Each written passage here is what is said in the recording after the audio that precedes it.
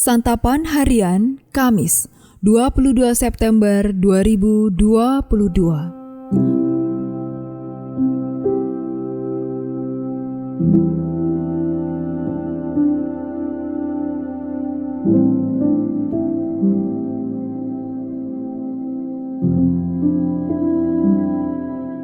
Inilah program Santapan Harian, sebuah program yang mengajak Anda menelusuri isi Alkitab, agar Anda menemukan makna firman Tuhan sesuai dengan konteksnya. Santapan Harian tertuju bagi Anda yang ingin memiliki kehidupan rohani yang segar, kuat, dan sigap.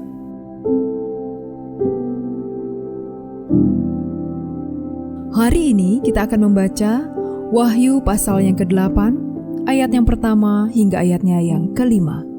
Namun sebelumnya, mari kita berdoa. Betapa kami mencintai firman-Mu ya Allah, dan di saat ini, di dalam keteduhan bersamamu, kami akan merenungkan kebenaran sabda-Mu. Dalam kasih-Mu Kristus, kami berteduh. Amin. Wahyu 8 ayat 1-5. Dan ketika anak domba itu membuka meterai yang ketujuh, maka sunyi senyaplah di surga, kira-kira setengah jam lamanya.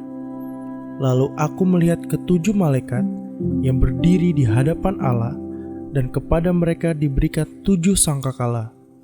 Maka datanglah seorang malaikat lain, dan ia pergi berdiri dekat mezbah dengan sebuah pedupaan emas.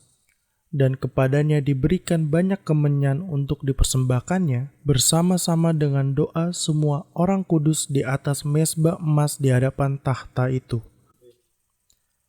Maka naiklah asap kemenyan bersama-sama dengan doa orang-orang kudus itu dari tangan malaikat itu ke hadapan Allah. Lalu malaikat itu mengambil pedupaan itu, mengisinya dengan api dari mezbah dan melemparkannya ke bumi. Maka meledaklah bunyi guruh disertai halilintar dan gempa bumi.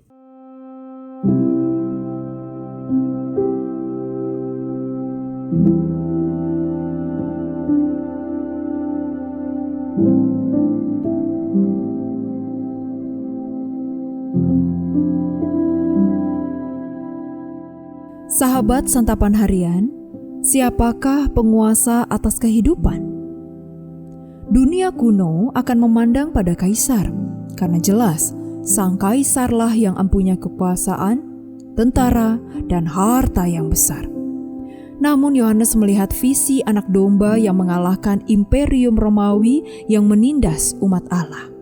Nyatanya, realitas baru itu sudah datang.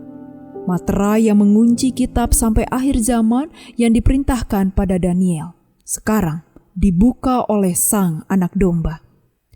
Ketika materai ketujuh dibuka, surga hening, menjelang gelegar hukuman Tuhan yang melanda dunia dengan halilintar dan gempa bumi.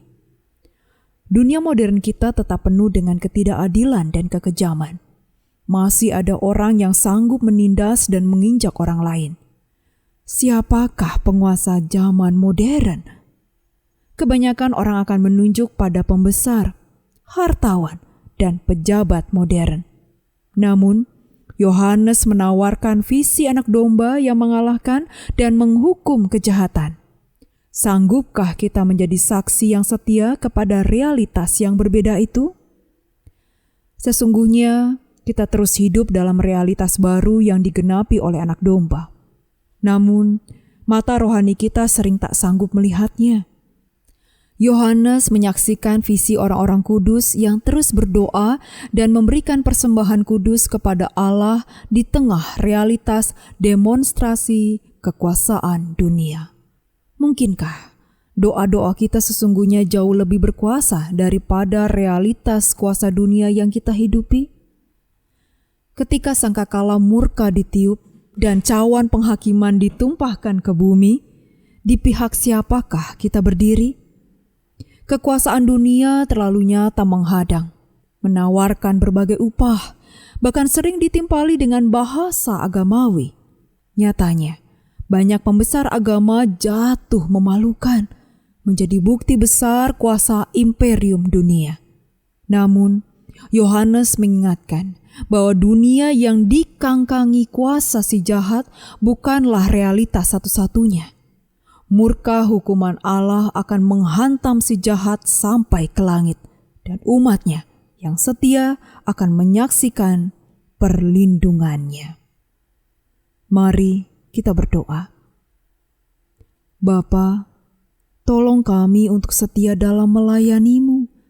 Terima kasih untuk kekuatan dari Engkau yang menolong kami untuk tetap bertahan di tengah penderitaan dunia ini. Dalam dekapan lembut kasih-Mu Kristus, kami berdoa. Amin.